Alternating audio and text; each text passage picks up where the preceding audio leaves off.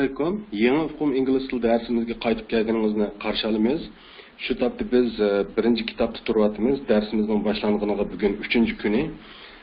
Yana bir qatim eslab o'tsak, darslik kitobimizning ismini New Concept English deb ataladi ingliz tilida, Yeni Uqum ingliz tili.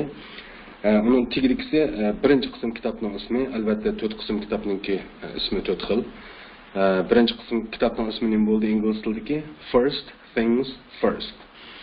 Ma'nosi eng muhimidan kelmaylimi yoki bo'lmasa yana bir xil aytsak, birinchi ishlarni eng oldida qilayli yoki qilish kerak. Ya'ni eng muhimini oldida qilish kerak deganda ashta bir ma'nosi bor birinchi qism kitob. Okay? Üçüncü kurdakisi числа, yani bugünkü числа 2019 yılı 8 ayının 3. günü. Yani şembe günü числаның ingliz tilidagi atılışı yoki ifodalanışı shunday bo'ladi deb oldingi darsda degan edik. Tunji darsimizda haftaning kuni chiqib qopti, kechiringlar. Bundan keyin числаны shunday ifodalaydiganmiz. Bo'libmi Amerika ingliz tilida deb shunday bilib olsangiz bo'ladi. Bundan Amerika ingliz tilidan boshqa yana bir xilmi ingliz tili bormi degan bir savol paydo bo'ldi magibimga nisbatan. Uni biz ketib deb so'zlaymiz, ya'ni nurg'un narsa va o'rganishga tegishli savodashlar. Demakchi angliyacha ifodalash usul deydigan yana bir xil ifodalash usuli bor. Uni shu oldimizda ketib deb selishtirib o'rganib maqamiz. Okay? Xo'sh, undaqda числа bugun qancha bo'libdi? Saturday, August 3rd, 2019. Ya'ni Uyg'ur tilidagi 2019 yili 8 ayning 3 kuni, ya'ni shanba degan gapni inglizchada shunday ifodalaymiz. Oldida haftaningki kunini deb, ya'ni shanbani deb, andan keyin oyni deb, uning keyingi числаны deb, eng oxirida yilni deb shunday ifodalaymiz, okay? Uning tegidagi qurdikisi kanalimizning YouTube'dagi izlash nomi, ya'ni Hayot Tilim. Eng tegidikisi www.hayottilim.com degan kanalimizninki torbikat adresi. Agar textchi mushu biz o'tayotgan birinchi qism kitobni tushirib olmagan bo'lsangiz, mushu torbikitimizga borsangizlar tushira olasiz. Undaqda biz darsimizni boshlab ketdik savodashlar. Bugungi darsimiz albatta oldingi darsninki naqli davomi. Oldingi darsda biz agar men nimangizni aslimingizni bir yangilab o'tsam, 3-darsni o'rgangan. 3-darsning mazmuni nima edi? Asosli mazmuni qarshi tarafdan bu sizning bunda falan narsangizmi deb so'rsa, qarshi taraf qo'pib, yo'q, u mening u narsam emas degan bo'lsa, unda bu shumi deb so'raganda, yo'q, u emas deb javob bergan. Eng oxirida undaqda bu shumi deganda, ha u shu deganda qashta bir mazmundagi bir dialogda agar yodingizda bo'lsa. Demakchi, naq shuningki kaynalam shu topda ko'rayotganingiz lesson 4, ya'ni is this your mundamda narsa degan temadagi dars. Demakchi, oldingi darsda men aytdik, jup darslar o'zining oldidagi taq darsininki mashq bo'ladi deb. Demakchi, shu tuniga o'rgangan 3-darsning mashq hisoblanadi. Mana siz hozir ko'rayotgan 4-dars. Shuni mashq qilamiz, ya'ni pishqlaymiz oldingi darsda o'rgangan narsalarimizni. Buningda alohida bir jumla shakli yo'q. Undaqda biz yana nimadan boshlaymiz deganda, shu garchi 4-dars, masalan 3-darsninki mashqi bo'lsa-mu, yanala yangi so'zlar uchraydi. Oldi bilan qanday yangi so'zlarni bir ko'rib o'taylik. New words and expressions degan nima bo'ldi? Bu temaning, mavzuning tegidiki yangi so'zlar va so'z birikmalari degandek bir ma'no oladigan so'zlar. Birinchi yangi so'zimiz bugungi shu 4-darsda uchraydigan suit. Suit. Ikkinchisi school. School. Üçüncüsü teacher. Teacher. Dördüncüsü son. Son. Beşinci sözümüz daughter. Daughter. Yoki beşinci sözdeki t degan tovushni, ya'ni t tovushini undaq dabiliqi t qilib aniq olmasaqmi bo'laverdi. Mundaq demakchi. Masalan, daughter. Daughter. Ya'ni kundalik turmushdagi atilishi. Demek ki gündelik turmuşda onda daughter deb o'tlamaydi, daughter deb lamda evitedi demekçi bu. En ahırkı sözümüz for. Xoş, undaqda biz sözlerin ma'nosini tez bir tushunib chiqaylik. Birinchi so'zning ma'nosi nima? O'qilish bilan bir deb o'tsak, suit. Ma'nosi kostyum burulka. Ya'ni bir yurish kostyum burulka. Chapini bilan ishni billa holatda suit deb ataladi ingliz tilida. Ikkinchi so'z school, ya'ni maktab degan gap. Uchinchi so'z teacher, o'qituvchi, muallim degan gap. To'rtinchi so'z son, o'g'il, ya'ni dadasiga nisbatan aytilgan, ota-onasiga nisbatan aytilgan atalg'u bu. Son, masalan, my son degan mening o'g'lim degan gap. O'g'il boladiki o'g'il emas, shumi? O'g'il boladiki o'g'ilni boshqacha ataymiz. Mana endi ota-onasiga nisbatan aytilgan so'z. Son, o'g'li deb tushunsangiz bo'ldi. Number 5, daughter. Yoki aniq talab qilsak daughter desangiz xato emas. Faqat miyadagi bir ahvol shu.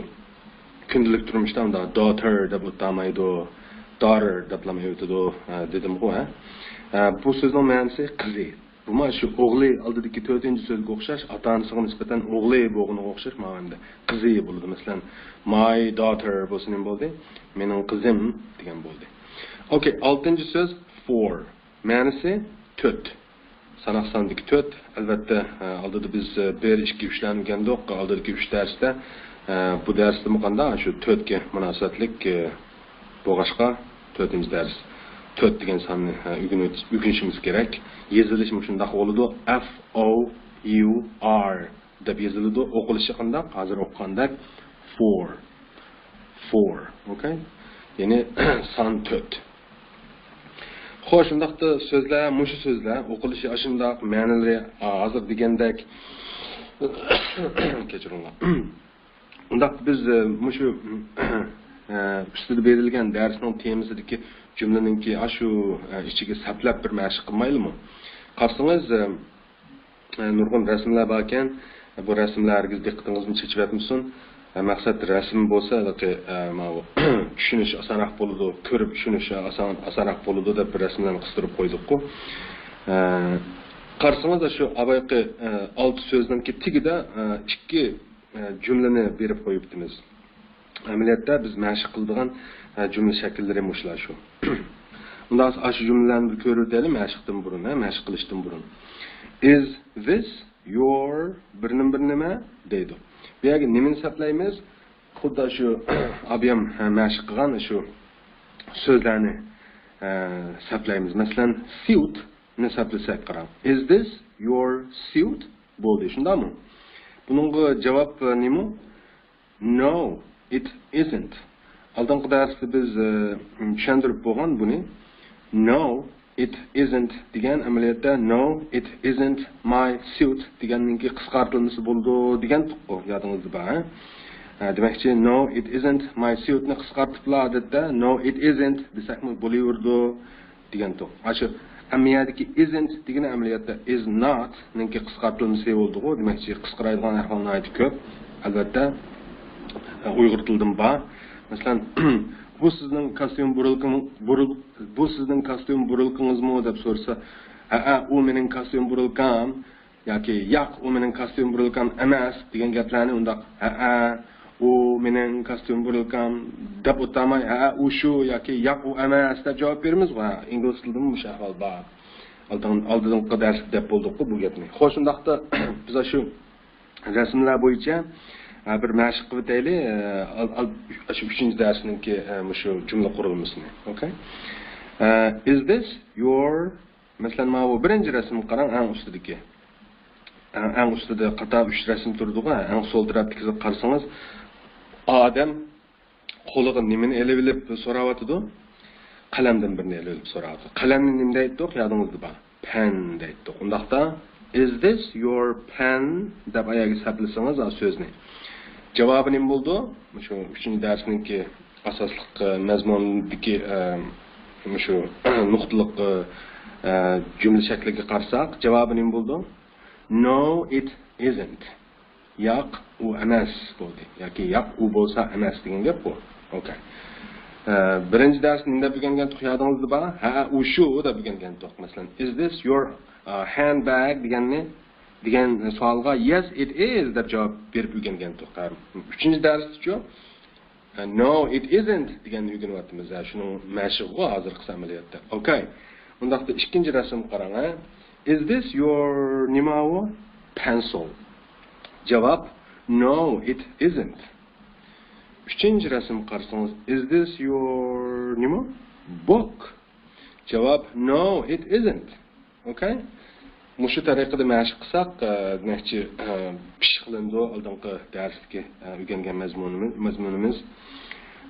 Undaqda bugungi yuqoridagilarga oldingi darslarda o'rganib bo'lgan 3 so'z ekan. Hozir biz jumla ichiga saplab mashq qilgan. Masalan, pen, pencil, pen, pencil, book deganlar. Bugungi o'rgangan yangi so'zlarimizni saplab boqaylik unda olsa. Bugun 4-darsda yangidan uchirtayotgan yangi so'zlarimizni qarang. Tegidagi qurdagi eng so'l tarafdagi rasmda nima ko'rsatilgan? Ayol nimani qo'lida tutib turib so'rayotdi er kishidan? Suit ne? Ya'ni kostyum bo'larkan. Undaqda ayaga saplasak nima bo'ldi? Is this your suit? Javob no, it isn't. Yo'q, u emas bu. Okay. İkinci resim qarang. O'ng tarafga burilsangiz sal tovangiroq sur qo'yib bitamiz, ha. Saplasak nima bo'ladi? Is this your school? Bala balaga maktabni ko'rsatib turib nima deb so'rayotdi? Bu sizning maktabingizmi? deb so'rayotdi. Bala nima deb javob berdi deb tushunimizmi yerda? No, it isn't. Yo'q, u emas. Okay, number 3. O'ng tarafdagi rasmga surilsak, bala yana bir baldan doskadagi o'qituvchi deylik. O'qituvchini doskaga sızılgan o'qituvchini ko'rsatib turib, is this your teacher? deb so'radi desak, jumlaga saplasak, bala nima deb javob bergan bo'ldi? No, it isn't. Yo'q, u emas dedi. Okay? Uning keyingisi, is this your nima? Son, ya'ni cho'naq yosh ayolga bolasini ko'rsatib turib, is this your son? deb so'radi deylik. Bu sizning o'g'lingizmi? deb. Nima deb javob bergan bo'ldi yosh ayol? No, it isn't. Yo'q, u emas dedi. Okay? Anonkin eng oxirgisi daughter. Qarsangiz, cho'naq yosh kishi yana bir yoshroq erdan nima deb so'rayotdi? Is this your daughter? deb so'rayotdi. Biz mana jumla mashq shakliga sep turib nima deb javob beramiz? Jumla shaklining mashqiga selib turib, no, it isn't deb javob beramiz. Yo'q, u emas. Okay? Demakchi, qo'lini yetilib olsa o'zining bolasi bo'lishi notayin bu, yo akasining yo inisining bolasi bo'lishi mumkin, yoki qo'shnisining bolasi bo'lishi mumkin degandek. Okay? Xo'sh, undaqda uzun gapning qisqasi 4-darsning mashqi mushu endi. Mushu mashqni qandaq hozir degandek yuqoridagi ikki jumlaga selib qayta mashq qilsak bo'ladi. Savg'ishlar albatta sharoitingiz yor bersa uyda o'zingizning uydagilarni mashq qilsangiz bo'ladi. Bir narsani ko'rsatib turib, is this your bir nima deb masalan, is this your masalan pen, is this your book, is this your pencil degandek. Qarshi taraf nima deb javob berdi? No, it isn't. No, it isn't. No, it isn't. Yo'q, u emas, yo'q, u emas, yo'q, u emas. Eng oxirida shuni ko'rsatsangiz, masalan, yes, it is deb javob bersa, buni yaxshi bir mashq bo'lgan bo'ladi. Okay? Xo'sh, undaqda biz keyingi batga o'tsak, keyingi batda nima deydi? Demakchi, shu 4-darsningki shu mashq qildimi? Yanala pochurka mashq qilishni, ya'ni jumlalarni ko'chirib yozishni mashq qilishni da'vat etdi. Qarasangiz, ustidagi talabi nima? Copy these sentences. Ma'u jumlalarni ko'chirib yozinglar degan gap qo'y. Ingliz tushunsak bu gapni.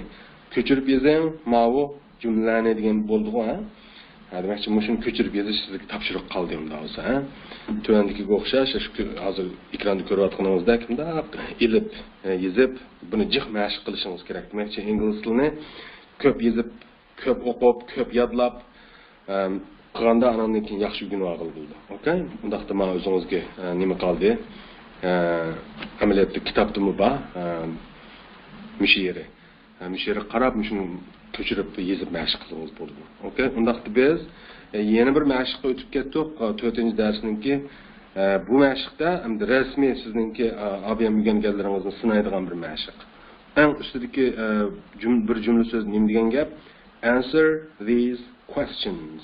Ya'ni söz ma'nosini deb beray, anonni kim o'zingiz yezib bilan albatta daftar qalam qo'lingizda bo'lish kerak shu topda. Answer degan javob bering degan gap. These ma'ular degan gap. Questions degan savollar degan gap. Ya'ni so'z ma'nosi bo'yicha tushunsak, javob bering ma'ular savollarga. Endi Uyg'ur tilida unda gap yo'q-ku, ma'ular savollar demay, ma'u savollar deb bunda olamiz-ku. Ha? Okay. Demakchi, javob bering ma'u savollarga deb tushunamiz bu gapni. Example tigidagi ikkinchi quruq qarsangiz nima? Example degan misol degan gap. Undaqda shu misolga qarta asosan demakchi, shu berilgan misolga asosan tuandagi 10 jumlani ishlaydiganmiz-ku, qarang. Example nima deydi? Is this your umbrella? Nima degan gap bu? Bilasiz bu jumlani? Bo'lsa, bu sizning kunligingizmi degan gapkan-ku. Ya'ni bu sizning kunligingizmi degan gapkan-ku. Yodingizda bor, agar yana bir qatim eslatsam masalan. Bayon jumla bilan savol jumlani farqlantiradigan nima? Jumlaning egasi bilan xabarning o'rnining qanday kelishi. Okay? Demakchi, ma savol jumla qilayotgan nima? Birsi savol belgisi albatta. Yana birsi nima? Eng muhimi xabari egasining oldida kelyotdi.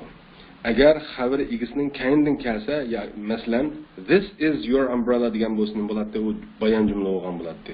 Bu bo'lsa sizning kunligingiz bo'lgan bo'ladi. Hozir is this deb this isning kayniga o'tib qolganligi uchun, ya'ni egasi xabardan kayniga kelayotganligi uchun buni savol jumla deymiz, okay? Ha, bu gap oldida deb bo'lgan gap, cho'qim tushundingiz. Demakchi, savolmi shu savol endi. Bu sizning kunligingizmi degan savol. Buningga biz nima deb javob berdik ekanmiz? Yoki misolda nima deb javob beribdi? No, it isn't my umbrella. It's your umbrella debdi. Herkes qo'rqmang, siz tushunadigan gap bu. No degan yo'q degan gap, it isn't degan it is not, naqsqatib bilan it isn't deyibdi. Ya'ni is not naqsqatib isn't deyibdi. U emas degan gap bu. My umbrella, mening kunligim. Tushundingizmi mana? Yo'q, u emas, mening kunligim deb bo'lib, it's your umbrella. Bu it's degan nima? It's degan amaliyotda it is qisqartirib aytgan ahvol bu. Demakchi, it's degani it is deb tushunsak, ya'ni u bo'lsa your umbrella. Sening yoki sizning kunligingiz. Demakchi, 5dan boshlab bir tushunsak ma gapni. Yo'q, u emas mening kunligim, u bo'lsa sizning kunligingiz degan gapkan-ku. Ya'ni yo'q, u mening kunligim emas, u sizning kunligingiz degan gapkan-ku. Xo'sh, nima demakchi deganda tuvandagi 10 jumlani naq ashunga o'xshash ishlaymiz. Buni ishlay olasiz siz cho'qim. Bu sizga amaliyotda topshiriq. Men birini ishlab berma, birinchisini qarang. Birinchisini qanday ishlab berma deganda nima deb so'rayotdi? Is this your pen deb so'rayotdi. Bu sizning qalamingizmi degan gap-ku. Buni nima deb o'zgartimiz? Demakchi, bunga nima deb javob beramiz? Yuqoridagi ulgiga o'xshash. No. Give it up. It isn't my nima? Pen. Penni so'rayotdi-ku. No, it isn't my pen. Yo'q, u mening qalamim emas deb. It's step, it is naqsqat, it's step. Undan nima deyotganmiz? Your pen deyotganmiz. Demakchi, mana bu birinchi savolga bizning o'zimizning bergan javobimiz bo'ldi. Okay? Mana hozir qanday qilamiz? Yantu xat shakliga o'zgartimiz. Shunda bo'lganda bizning yozganimiz bo'lib qoldi degan gap. Undaqda ikkinchisini ishlay olasiz, cho'qim ishlay olasiz. Uchinchisini ishlay olasiz, cho'qim ishlay olasiz. O'zingizga cho'qim ishining. Okay? agar o'qituvchiga tayinib qolsangiz, hargiz bir narsa o'rganolmaysiz. Mana aytdi, samimiy gap, sal qo'polroq chiqqan samimiy gap. Gapni shunday ochiq demasak bo'lmaydi. Demakchi, ikkinchidan boshlab 10-gacha cho'qim o'zingiz ishlang. Cho'qim ishlang. Ishlamasangiz, rostla o'zingizning nima o'rganganingizni bilolmaysiz. Okay, men dedim-ku, ingliz tilini bundoq har qanday narsani shu 5-yillikda bugun degan narsa emas. O'zimiz yezib turib, yodlab turib, o'qib turib, qayta mashq qilib turib bugun degan narsa. Okay? Gapim tushunishli bo'ldi unda olsa, biz keyinga o'tib ketaylik. Bizda isrof qiladigan vaqt yo'q-ku. Okay, lesson 5. 5-dars. Nice to meet you can darsniki mavzusi. Buni mavzuning ma'nosini ele tushuntiramiz. Shu nimaga dialogga kelganda oldi bilan nima ish qilamiz? Dialogni o'rganishdan burun albatta so'zlarni o'rganamiz. Ya'ni o'zimizga yangi bo'lgan so'zliklarni o'rganamiz. Qarasangiz ikkinchi qurda new words and expressions deb turdi. Bu gapni deyishning hojati yo'q. Yangi so'zlar va so'z birikmalari yoki iboralar degandek ma'nosi bor. Birinchi so'zimiz nima ekan? Menga aytishib o'qinglarni olsa, 1dan 16gacha bir o'qib o'tib, anandagi ma'nosini, jumlada keladigan ishlatilish o'rinlarini deylik. Number 1. Nice. Nice. 2.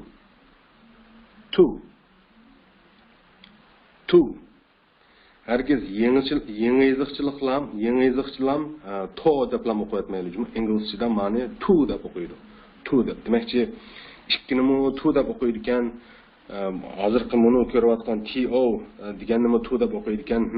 Hozir kallangizda bir o'y fikr shakllanishga boshladi.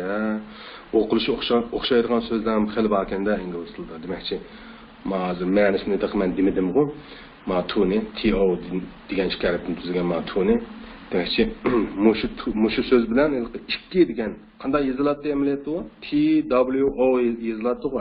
Demakchi, ikki so'zningki o'qilishi o'xshashganda, okay, shunchalik bilib tursangiz bo'ldi hozircha.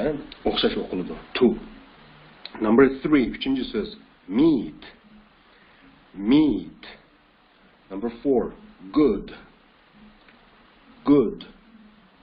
Number 5, morning. Morning. Number 6, Mr. Mr. Number 7, Miss. Miss. Number 8, new. New. Number 9, student. Student. Number 10, she. She. Number 11, he. He. Number 12, French. French. Number 13, German. German. Number 14, Japanese. Japanese. Number 15, Korean. Korean. Number 16, Chinese. Chinese. Okay, sizlarning o'qilishi shundoq. Tuvanda biz ma'nosini ko'rib chiqaylik. Birinchi so'z nice, yaxshi. Bu odamga yaxshi bir kayfiyat olib keladigan yaxshi, ya'ni huzur bag'ishlaydigan yaxshi degan so'z. Okay? Albatta, to'rtinchi so'z goodning ma'nosi mu yaxshi, ikkisi farqlandi. Shu ma'noda odamga yaxshi bir kayfiyat olib keladigan degan gapni alayda ta'kidlashim. Ammo to'rtinchisi good degan qanday yaxshi deganda sifat jihatdan yaxshi degan bo'ladi. Demakchi, haqiqatda yaxshi degan so'z ishlatilgan o'rin o'xshamaydi. Okay? Number 2, ikkinchi so'zning ma'nosi g'a, qa, ga, ka deydigan bir oldi qo'shiluvchi. Masalan, to me. Me deganni nima deb o'rgangan to'q yodingizda bormi? Masalan, birinchi darsda excuse me degan so'zda yoki jumlada meni o'rgangan to'q. Demakchi, meni menga, mendan, menda degandek boshqa ma'nolari bor. Hamda zodi qanday ma'no olishini shu so'zning o'ram belgilaydi degan to'q. demakchi shu me'ga masalan to'ni oldiga qo'yib ishlasak to me degan nima bo'ldi manga bo'ldi hozir nima dedik ma'nosini to'ninki g'a qa ga ka bir xil yo'linishni bildiradigan oldi qo'shilg'ichi deb tushunib turaylik hozircha okay yo'linishni bildiradigan oldi qo'shilg'ichi ma'nosi g'a qa ga ka deb tushunsak bo'ldi okay andan keyin uchinchi so'z meet tanishish ko'rishish degan ma'nosi bor tanishish bilan ko'rishish ikki gap-ku ashta yezilgan ma'nosini meet masalan meet you degani shu sen bilan ko'rishish degan gap meet me degan men bilan ko'rishish degan gap okay meetni tanishish ko'rishish deb tushunsak bo'ldi okay number 4 good hozir degandek nice o'xshaydigan yaxshi degan so'z bu lekin bu sifat jihatdan yaxshi degan ma'nosi bor okay ustidagi nice'ni qanday yaxshi dedi odamga huzur bag'ishlaydigan odamga xushal bir kayfiyat olib keladigan yaxshi degan ma'nosi bor okay har ikkisi yaxshi bo'lsa-mu ishlatilgan o'rin o'xshamaydi demoqchi-ku number 5 morning atigan tushdan burun yoki sahar degan ma'nosi bor morning okay ingliz tilida qandaq good morning degan gapni cho'qim savodashlar anglab boqqan u degani shu yaxshi atigan ya'ni xayrli atigan degandek ashta bir ma'nosi bor okay good morning number 6 Mr. Buni mr deb yozib cho'qim diqqat qilyapsiz m harfininki cho'ng yozilganligiga diqqat qilyapsiz anan keyin kayniga birdan chekit urilganligiga diqqat qilyapsiz cho'qim shunday yoziladi Mr. o'qilishi shunday Mr. yozilishi ko'zingiz ko'rayotgandek mr undan chekit deb shunday bo'lib qilib shunday yozildi mr chekit qilib yozildi o'qilishi Mr. Bunun ma'nosi apandi. Masalan, tunugunki darsda men sir degan so'zni o'rgatganda bir narsani aytgandim, savodashlar yodingizda bor. Sir degan ismini qo'shmay turib ishlatiladigan apandi degan gap. Masalan, yes sir degan apandi, ma'qul apandi degan gap. Demak, shu jumlani misol olsak. Yoki I am sorry sir yoki sorry sir. Bu yerda qanday Palanchi apandi deb ishlatilmadi, balki bevositalan apandi deb ishlatilyapti. Demakchi, ismini qo'shmay ishlatilgan apandi degan so'z degan shu sirni yodingizda bo'lsa. Ammo 6-so'zimiz uchun Mr. degani bu ismini qo'shib, kayniga ismini qo'shib ishlatilgan. Masalan, Olim apandi, Mehmet apandi degandiki ismi qo'shib ishlatilgan apandi degan so'z bo'ladi. Masalan, Mr. Alim desak bo'ldi, Alim apandi bo'ldi. İngliz tilininki g'ayri bir yeri hamda Uyg'ur tiliga o'xshamaydigan. Biz Uyg'urlar qanday Alim apandi deb, Alimning kayniga apandi deb ishlatamiz. Ingliz tilida Alimning oldiga ishlatadi. Masalan, Mr. develop anamkin Alim deydi. Ma Ingliz tilininki ifodalash odati, okay? Mr. Alim, Mr. Mehmet degandek. Number 7, Miss. Bunun qarsangiz, bu shu Mr.ga o'xshash cho'ng harf bilan yozilyapti birinchi harfi. Demakchi, bu shu odamningki shu ismiga qo'shib ataydigan bir tilqi. Nima deymiz? Taxallus emas, tilqi shu masalan Palanchi apandi, Pistanchi xonim, Pistanchi xonim deb atashdiki, bu atash ahvolini nima deb ataymiz Uyg'ur tilida. Derhal kallamı kemmidi. Hürmet atalgısı demdik. Hürmet atalgısı ya. Tekellüp bilen hürmetlep durup ataydıgan. Mesela alim efendi degendek şu. Demek ki mis degeni emdi. Xenim degen gap. Çünkü hanım emas. Çünkü hanım degen başka o. Mesela Saadet hanım. Mesela Nuriye hanım. Deganda kelsa xonim degani u boshqa u to'y qilganlarga ishlatadi uni xonim deganni. Ma 7-so'z hamda to'y qilmaganligiga ishonchimiz bo'lsa, demakchi, shu ayol biz shu oldimizda turgan shu ayol men hozir chaqirmoqchi bo'lganmiz. To'y qilmagan ayol deb aniq bilsak, aniq ishonch qilsak yoki jazmlashtirsak ishlatamiz shu so'zni. Ya'ni xonim degan gap mavjudmi? Miss, ya'ni kayniga ismini qo'yib ishlatamiz. Masalan, Miss Aynur deganim bo'ldi, Aynur xonim degandekchi. Okay? Albatta ingliz tilidagi ismlar bilan birlikda ham tushunishlik bo'ladi edi. Ko'rsiz. Xenim deb tushunib turaman hozircha. Number 8, new. Yangi, yangi. Masalan, new handbag degan nima? Handbag ni bilasiz, qo'l sumka degan gap. New handbag degan yangi qo'l sumka degan bo'ldi. Masalan, new pen desak nima bo'ldi? Yangi qalam bo'ldi. Number 9, student. O'quvchi. O'quvchi, okay? Masalan, a student deb oladi, bir o'quvchi. Masalan, I am a student desak nima bo'ldi? Men bir o'quvchi degan gap bo'ldi. Bu bir misol va qolganini bizlar ketib tekst amaliyotda ko'ramiz. Number 10, she. She degan cho'qim nayt aniq yozilgan ma'nosini ayollarga ishlatiladigan u. Üçüncü şəxs birlik ayollarga ishlatiladigan u jumi. Demakchi, u deb yozib qo'ysangiz bo'ldi. Lekin qaysi u deb keyin qaymoq qolmasligimiz uchun tirnoq chiqqanda ayollarga ishlatiladigan u deb yozib qo'ying. She. 11-si he. Bu u, lekin erlarga ishlatiladigan u. Okay? He. She degan ayollarga ishlatiladigan u.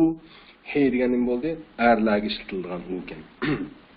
Number 12, French. French nima bu? Fransiyalik degan gap. Mana davlat tavalligi, chunki fransiyalik bo'ldi. Fransiyani boshqa ataymiz, uni keyin o'rganamiz. Bu so'zni fransiyalik deb tushunsangiz bo'ldi hozir. Yoki Fransiyaning deb olsangiz xato emas, Fransiyaning yoki fransiyalik deb. Number 13, 13-si nima? German. Bu Germaniyalik yoki Germaniyaning. Xudo Fransiyaning o'xshash, yo fransiyalik o'xshash, mana bu Germaniyaning yoki Germaniyalik. Bu davlat tavalligi. Uni bildiradi. Germaniyani boshqacha deymiz, sal o'xshamaydi. Number 4, demakchi davlat ismi o'xshamaydi. Mana faqat davlat tavalligining gibi. 14-si nima? Number 14, Japanese. Yaponiyalik yoki Yaponiyaning bo'ldi. Number 15, Korean. Koreyaning yoki Koreyalik bo'ldi. Number 16, Chinese. Bu Jungoning yoki Jungoluq. Buni Jungoluq desa davlat ismini mana atalg'u ahang bo'yicha tarjima qilgan bo'ldi-ku. Amaliyotda Xitoyning yoki Xitoy desa, bu xato emas demakchi. Okay? Xo'sh, yangi so'zlar, mushu so'zlar shu. Demakchi, mushu so'zlarning ma'nolarini biz obdan bir bilib olgandan keyin, o'qilishini, ma'nolarini obdan bilib olgandan keyin qanday? Hamda biz buni shu nimada ko'ramiz? Tekst ko'ramiz yoki dialogni ko'ramiz. Undaqda kechiktirmay, dialogni bir o'rganib chiqaylik savoldoshlar. Lesson 5. 5 ni oldida o'rganib bo'lgan biz oldingi darsda. Number 5 deb yodingizda bormi? 5-no more deb. Nice to meet you demakchi mana 5-darsning temasi nice to meet you. Men aytishib o'qinglar unda bir qatma, andan keyin ma'nosini tushunaylik. Lesson 5. Nice to meet you. Conversation. Is Chang Wu Chinese? Mr. Blake. Good morning. Students. Good morning, Mr. Blake. Mr. Blake. This is Miss Sophie Dupont. She is a new student. She is French. Sophie, this is Hans. He is German. Hans, nice to meet you. Mr. Blake. And this is Naoko. She is Japanese. Naoko, nice to meet you. Mr. Blake. And this is Chang Wu. He is Korean. Chang Wu. Nice to meet you. Mr. Blake. And this is Lu Ming. He is Chinese. Lu Ming, nice to meet you. Mr. Blake, and this is Xiao Hui. She is Chinese too. Xiao Hui, nice to meet you. Xo'sh, dialogning o'qilishi mushundaq, endi bir tushunib chiqaylik, ha? Lesson 5, 5-dars. Nice to meet you. Bu nim degan gap desangiz, amaliyot savoldoshlar. Yodingizda bor, ingliz tilida yoshirin keladigan, ya'ni ba'zi gaplar aniq aytilmaydigan jumla ichida. İşte ahval bor dedim-ku, Uyg'ur tiliga o'xshash, ha? Bunda degan gap amaliyotda bu. Qarang, ha? It is nice to meet you deganni qisqartirib odatda nice to meet you deydi. Demakchi nice to meet you deb olsangiz, jumlaning beshidagi it is degan qismi yoshirin kelyotidi deb tushunishingiz kerak, okay? Bo'lmasa ma'nisiz bo'lib qoladi bu jumla, okay? Nimishqa deganda, masalan, jumlaning egasi bo'ladi-ku, xabar bo'ladi-ku, undan keyin to'ldiruvchi qolgan, masalan, holat aniqlovchilari agishib keldi-ku keyindan. Ma jumlani qanday tushunish kerak desangiz, it degan u degan gap, is degan bo'lsa degan gap, nice degan yaxshi, odamning ko'ngliga yoqadigan, odamga xush kayfiyat olib keladigan deganda işte bir ma'nosi va yaxshi dedik-ku. Buni unda so'zlab o'tmay u gapni. Yaxshi deb olsangiz bo'ldi. To degan yo'linishni bildirdi dedik-ku. Meet degan tanishish degan gap. You degan siz. Xo'sh, undaqda bir qadam keynimizga dojib cho'ng manzarnimda bir ko'rvasak, nim degan gap desangiz bu gapning o'rami. U bo'lsa yaxshi, siz bilan tanishish. Ya'ni it is nice. U yaxshi dedi. Nima qartilgan bu yaxshi degani shu siz bilan tanishishdan iboratmish, ahvol qartilgan, shu ish qartilgan. Demakchi, shunda tushunamiz buni. U yaxshi, ya'ni nima yaxshi? Shu siz bilan tanishish deb shu to orqali bog'layotdi. It is nice jumlaningki it is nice degan qismini meet you ga to orqali chetyotdi. Demak, u yaxshi deb. Nima yaxshi? Siz bilan tanishish. Uyg'urcha nima deb olamiz buni? Siz bilan tanishish yaxshi deb olamdik. Unda desak haqida qarayotdi degan gap bo'lsa, Uyg'urmi yo boshqa? Uyg'ur tilini yangidan o'rganayotmagansa deb hayron qoldik haq. Nima deb olamiz buni? Uyg'ur tilida tanishganimdan xo'sh bo'ldim deb olamiz. Okay? It is nice to meet you degan gap, tanishganimdan xo'sh bo'ldim degan gap Uyg'ur tilidagi. Uyg'ur tilida siz bilan tanishganim yaxshi bo'ldi debmi olamiz, lekin odatda unda ishlatib ketmaymiz Uyg'ur tilida. Shundaqmi? Tanishganimiz yaxshi bo'ldi deymiz albatta, ba'zida. Lekin ma gapning ma'nosi shu. Uyg'urcha odat, Uyg'ur tilining ifodalash odati bo'yicha tushunsak, siz bilan tanishganimga xushalman degan gap. Ya'ni siz bilan tanishishdan iborat bu ish yaxshi bo'ldi degan ma'nosi va uni o'zimizning ifodalash odatida tanishganimdan xushalman deb olamiz ma gapni. Bu gapning kelish manbasini tushundikmi?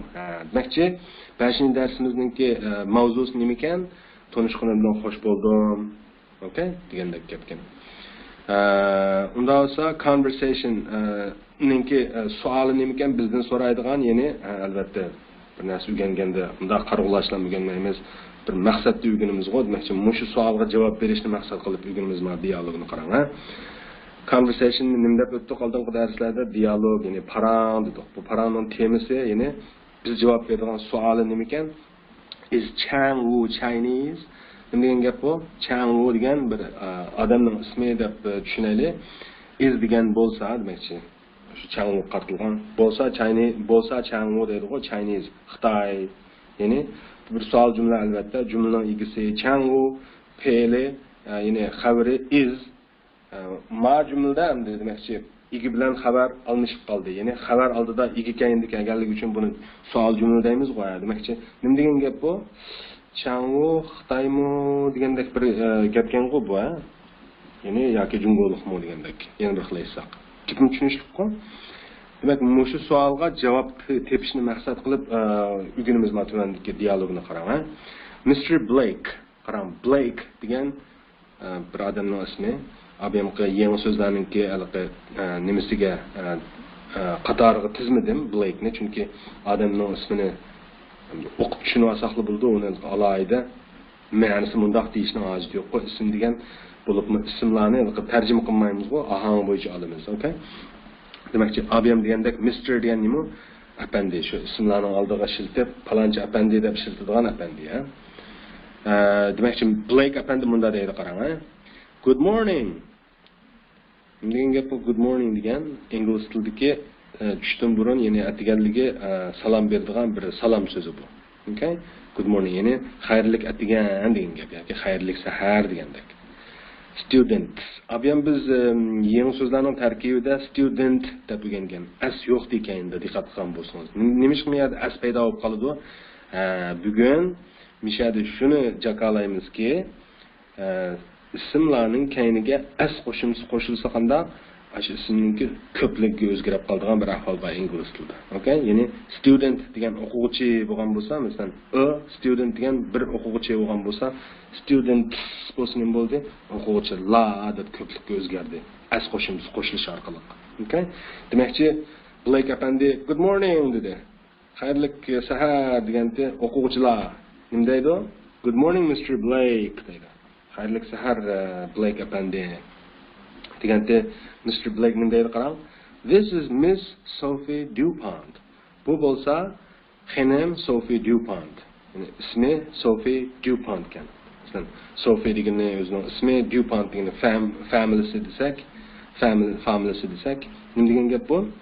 Bu Sophie Dupont xanim degan gap bu. Xanimni biz Uyg'urchada qilganmiz, ismning kayni qilamiz, ha? Masalan, Aynur xanim, masalan, Rana xanim degandek. Okay? Deb bo'lib, she is a new student dedi. U bo'lsa bir yangi o'quvchi degan gap bu. Ha, tushunishlik bo'ldi. U bir yangi o'quvchi deb bo'lib, she is French dedi. French degan nima deb deganda qolgan? Fransiyalik deb deganda. Xo'sh, Mr. Blake demakchi Sophie Dupont xonimni tanishtirib o'tibdi o'quvchilarga. Bu Sophie Dupont xonim bo'ladi. U bir yangi o'quvchi, u fransiyalik dedi-ku, ha? Degan gaplar ku, ha? Deb bo'lib, Sophiening ismini chaqirib turib, bunda deydi, qarang. Sophie dedi. This is Hans dedi. Bu Hans, bu bo'lsa Hans. Deb bo'lib, he is German. U Germaniyalik degan gap ku bu, ha? Demakchi, o'quvchilarga Sophie'ni bir tanishtirib o'tib, Sophie'ga endi har bir o'quvchilarni tanishtirib o'tdi ayrim-ayrim qarang. Sophie dedi. Sophie deb ismini chaqirib deb o'ziga bir qartib, this is Hans, ya'ni bu Hans bo'ldi. U Germaniyalik deydi. He is German. Hans ermikan, ayolmikan ma gapdan qaraganda. Hans degan erkan. Chunki he is German deb he, ya'ni erlarga ishlatilgan uni ishlatib deydi, ha? Okay. Bu gapni deb bo'lgandan keyin Hans gap qildi. Nice to meet you deb. Nima deb tushundiq abiyam nice to meet you ni tanishganimdan xushal bo'ldim yoki siz bilan tanishganimdan xushman deb tushunsak bo'ldi-ku, ha? Deb bo'lganda Mr. Blake yana bir o'quvchi o'tdi qarang. And this is Nayoko. She is Japanese. Bu yerga and deganni oldingi darslarda va bilan degan bog'liq so'z deb so'zlagan to'q. Bu bog'liq so'z albatta. Nima ish qilmaydi jumlaning beshida kelib qoldi. Demakchi, Mr. Blake'ninki gap tugimadi dedi. Ya'ni qatosiga bir necha odamlarni Sophie Dupont xonimga tanishtirayotganligi uchun gapi tugamaganligi uchun bu tanishtirish, ya'ni bu balanchi shundaqla bu balanchi degan maqsadda endi and ne jumlaning beshiga ishlatyapti. Ya'ni ikkinchi odamdan boshlab, birinchi odamni tanishtirib bo'lib, ikkinchi odamdan boshlab shundaqla bu balanchi deb uchinchi odamga shundaqla bu balanchi deb bunda ishlatyapti. Shu yerda shu vajini kelayotgan so'z degan gap mana and. Demakchi jumlaning beshidami kelamdi deb hayron qolman demakchi. Gapni davomlashtirayotganligi uchun jumlaning oldingi gapning kayniga qo'shib kaynidagi gapni demakchi oldingi gapning kayniga kaynidagi gapni ulab ishlatayotganligi uchun ishlatilgan demakchi. Ya'ni shundaqla bu Nayoko bu yapılıq dedi-ku. Ani Nayoko dedi, nice to meet you. Tanışqanımdan xoş buldum. Mr. Blake dedi, this is Chang Woo, he's Korean. Bu bo'lsa Changwoo, u koreyalik degan gap bu. Changwoo nima deydi? Nice to meet you. Tanishganimdan xush bo'ldim. Mr. Blake nima deydi? And this is Lu Ming. Bu Lu Ming, look, he is Chinese. U Xitoy deydi ku, yoki Jungoloq. Lu Ming nima deydi? Nice to meet you deydi. Mr. Blake qo'yib, and this is Xiao Hui, she is Chinese too. Va bu Xiao Hui, u Xitoy yoki Jungoloq deydi. Deganda Xiaohui qo'yib nice to meet you deydi. Tanishganimdan xush bo'ldim deb. Demakchi, bir narsaga qarang, diqqat qiling ha. Hansni he is German deb he deb ishlatdi. Naokoni she is Japanese deb she deb ishlatdi. Changwoo-ni he is Korean deb he deb ishlatdi. Lu Ming-ni he is Chinese deb he deb ishlatdi. Xiaohui-ni bo'lsa she is Chinese too deb she deb ishlatdi. Demakchi, ashu he yoki shila qarab ashu kishiningki er yoki ayol ekanligini bilyapmiz-ku, buni demasam bo'ldi-ku. Demakchi, hozirdan boshlab cho'qim qalbingizni ko'ndirishingiz kerak. Erlardiki u desak he deydi ekanmiz. Ayollardiki u deganni she deb bunday deydi ekanmiz.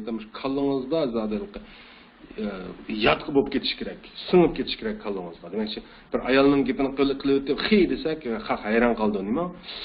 Erni da'vatamsa, ayolni da'vatamsa, kimni da'vatsa deb hayron qoldi, nima? Demakchi, ajatsiz bir xatoliklar kelib chiqdi demakchi. Xo'sh, unda dialogni tushundik savoldoshlar. Endi biz boshqa savolga bir javob berib o'taylikmi? Nim deganda, is Changwoo Chinese? Nim deb javob beramiz bu savolga? No, he isn't. Ya u emas deb javob beramiz, ya u emas mustadaymiz, yodingizda bor. No, he isn't. No, he isn't degan gapni oxirini chiqarib o'taylik. U emas degandiki, uning zodi kim nalikligini bir belgitaydi demoqchi u. He is nima? Korean. Desak to'g'ri bo'ldi-ku, ha? Xo'sh, demakchi dialogni o'rganib, oxiri xulosani chiqarib, qanday? Mana shu savolga javob berdik. Bizdan aslida so'ralgan savolga, ya'ni Changwoo Xitoymi degan gapga biz nima deb javob berdik? Yo'q, u emas deb u koreyalik dedik. Gapni tushunishlik buni jiq mashq qilishingiz kerak savoldoshlar. Okay? Demakchi, buni agar tushunamagan bo'lsangiz yoki ba'zi narsalar aniq bo'lmagan bo'lsa, videoni albatta kayniga yondirib ko'ring. Buni yana qayta davrasakmi, shunchalik gap bu. Lekin darsimiz qanday? Endi bundan keyin asta tashlashib mangdi. Kon darslarni vaqt-vaqtida o'rganib pishqilab mening savoldoshlar bo'lmasa yetishga bo'lmaydi kayniga borganda. Jiqlab ketganda, chunki yangi so'zlar bo'lib, so'zlikimiz bak ko'p shiddat bilan eshiyotidu. Shu gapni deb bo'lib, bu darsni bir 5ni boshlama, 6-dars mashq qilgan 5-darsniki. 5ni boshlab qo'yishni to'g'ri topdim, chunki buni yana keyingi darsga olib qo'yay desam, qarsam 1 soat to'shqildi. Darsni boshlaganimizga, demak 1 soatdan oshirib o'tmaslik bizniki prinsipimiz. 6-darsni keyingi darsga olib qo'yay desam, yana vaqt igilab keyingi darsga yana ta'sir qildi ekan. Azroq o'simi so'zlab boshlab qo'yaylik, andan keyingi darsda tugitib, yangi darsga o'tib, undaq keyingi darsda endi bo'lsa taq dars, jut dars, undaq nima bilan bir yurishi bilan mangayli, okay? Unda olsa, uzun gapning qisqasi lesson 6 what make is it degan mashq darsniki nimasi bo'ldi, mavzusi bo'ldi. Bu yerdagi make degan so'zni unutib qolibmiz. Mana yangi so'zlarning qatoriga elishni, lekin hech qisi yo'q, hozir deb qo'ysakmi? Make-ni shagilam qo'yaymi? Make-ni miyaga 16 deb qo'ysam, ma 16 ni 17 deb o'zgartirsak, ma 17 ni 18 deb o'zgartirsak, 18 19 deb o'zgartirsak, eng oxirgi 19 ni 20 o'zgartirsak ham bo'ladi, ha? Okay. Tuyuqsiz tonib yetdim demakchi, unutib qolganimdan make degan so'zni, yangi so'zlarning qatorida. Xo'sh, yangi so'zlarni bir o'rganib chiqaylik 6-darsningki boshda. New words and expressions. Yangi so'zlar va so'z birikmalari degandek yoki atalg'ular. Okay? Number 1, Volvo. Volvo. Number 2, Peugeot. Peugeot. Number 3, Mercedes. Mercedes. Number 4, Toyota. Toyota. Yaki Toyota deb ta deb asmazım xata emas. Toyota deb ataydi odatda. Kundilik turmushda. Number 5, Daewoo. Daewoo. Number 6, Mini. Mini. Number 7, Ford. Ford. Number 8, Fiat. Fiat. Number 9, Swedish. Swedish. Number 10, English. English. Number 11, American. American. Number 12, Italian. Italian. Number 13, Spanish. Spanish. Number 14, his. His. Number 15, her. Her. Number 16, make. Make. Number 17, Number 18, an. An. Number 19, or. Number 20, six. Six. Yana bir so'zni unutib qolgandek turimiz uchun. Yana bir so'z nima desangiz, yana bir so'z 21 bo'ldi, what degan so'z bo'ldi. Okay? Eng muhim so'zni unutib qolibmiz biz. Unda bo'lsa mashqni eng nimasiga gapirib o'taydi. Nimaga gapirib o'taydi? Taqashmaydi shunday bo'lganda. Okay? Okay. Endi bitta qarang. So'zlarning o'qilishi shundoq. 20-sini 6 deb o'qidik, 21-si what. What. So'zlarning ma'nosini bir deb anandikin darsimizni to'xtataylik, keyingi darsda mushuning keyindan boshlab davomlashtiraylik. Okay? Number 1, Volvo. Volvo degani Shvetsiyaniki bir mashinasi bor, shu mashinaning markasi. Volvo. Volvo markalik mashinadagi Volvo shu. Number 2, Peugeot. Peugeot. Bu Fransiyaniki mashinasi. Okay? Fransiyaniki Peugeot degan bir mashinasi bor. Number 3, Mercedes. Bu Germaniyaniki Mercedes degan mashina shu. Benz deydi, o Benz. Mercedes Benz amaliyot to'liq atilishi. Germaniyaning mashina markasi. Toyota. Bunu bilimiz Yaponiyanınki Toyota. Number 5, Daewoo. Bu Koreyanınki Daewoo degan mashina markasi. Number 6, Mini. Bu Angliyanınki Mini Cooper degan Mini degan kichik bir mashinasi bor, u umoq. Shu mashinaning markasi. Number 7, Ford. Bu Amerikanınki Ford degan mashina markasi. Number 8, Fiat. Bu Italiyanınki Fiat degan mashina markasi. Ama 9-sidan boshlab qarsangiz davlat tavalliklari bor. Abim yodingizda bormi-ki, French ni o'rgangandik, German ni o'rgandik, Japanese ni o'rgandik, Korean ni o'rgandik, Chinese ni o'rgandik. Ular shu abim o'rgangan ma'nolarini bilgandik-ku. Ama Swedish degan nima bo'ldi endi? Swedish degan Shvetsiyaning bo'ldi. Okay? Shvetsiyaning.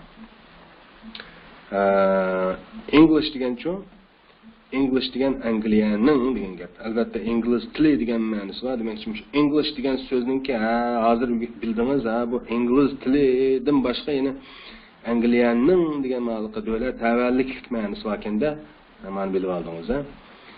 Albatta Angliya deyilsa, Buyuk Britaniya ni qo'shib so'zlash kerak, uni keyingi darsga olib qo'yaylik.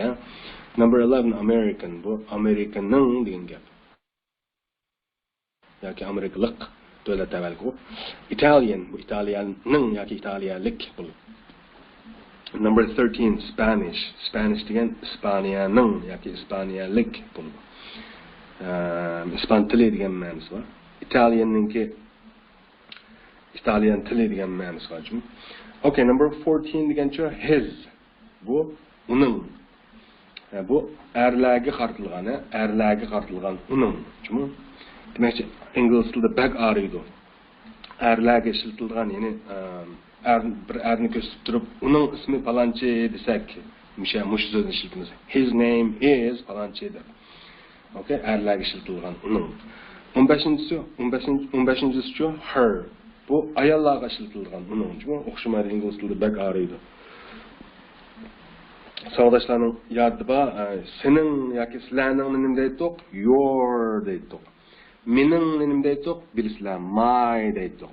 Endi uning deganni bilgandik. Demakchi, erlardagi uningni his deydi ekanmiz, ayollardagi uningni her deydi ekanmiz. Number 16 make. Make degan marka degan gap. Unda bo'lsa,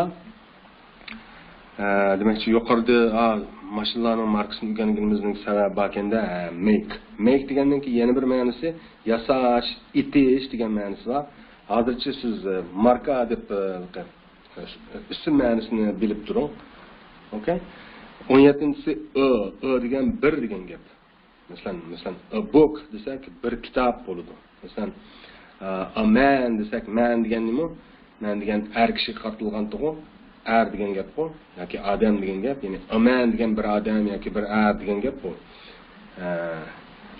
18-si an degancha anmu bir odam, yo'q, demakchi anmu shu a o'xshash bir degan gap. Lekin ikkisi o'xshamaydi, jumi. A mu bir, an mu bir amaliyotda, lekin ikkisi o'xshamaydi. Qanday o'xshamaydi desanglar, misol tez bir misol olib o'tib ketay. Qarang. Masalan, tanning oldiga nimani qo'ymaymiz? O'ni qo'yamiz. Nimishqa? Birinchi tanninki birinchi harfi qanday? Uzuk tovush. Agar masalan deylik, masalan apple deganmidik, olma degan so'z bu. Apple ning oldiga nima qo'yamiz? Masalan, bir olma deganga hargiz a apple demaymiz, balki an apple deymiz. Shumi? Demakchi o'g'lim, mu bir degan ma'no oldi, an mu bir degan ma'no oldi. Endi nagi qaysini ishlatish masalasiga kelsak, agar o'zining kendidan agishib kelayotgan ismning birinchi harfi uzuk tovush bo'lsa, ni ishlatamiz.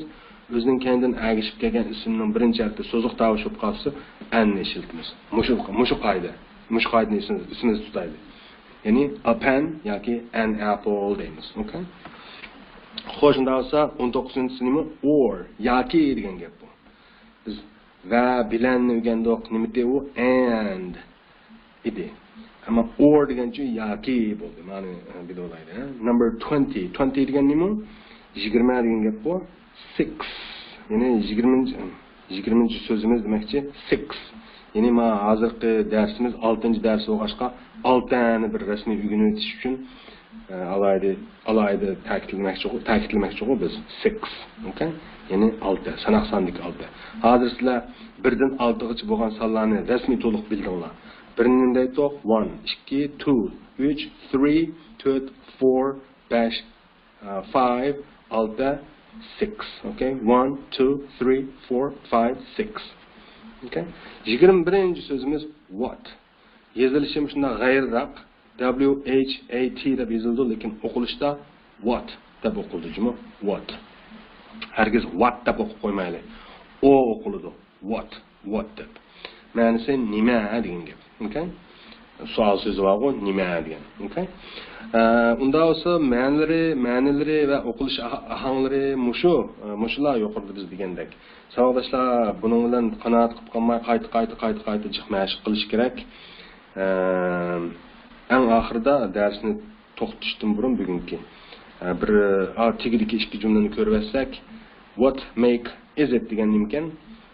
What ni nima deb deganda hozir make degan marka degan gapkan. Is it degan bo'lsa u yini nima marka bo'lsa u yini u nima marka degan gapkan bu.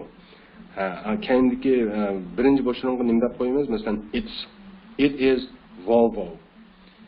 U bo'lsa Volvo, ya'ni Volvo marka demakchi u.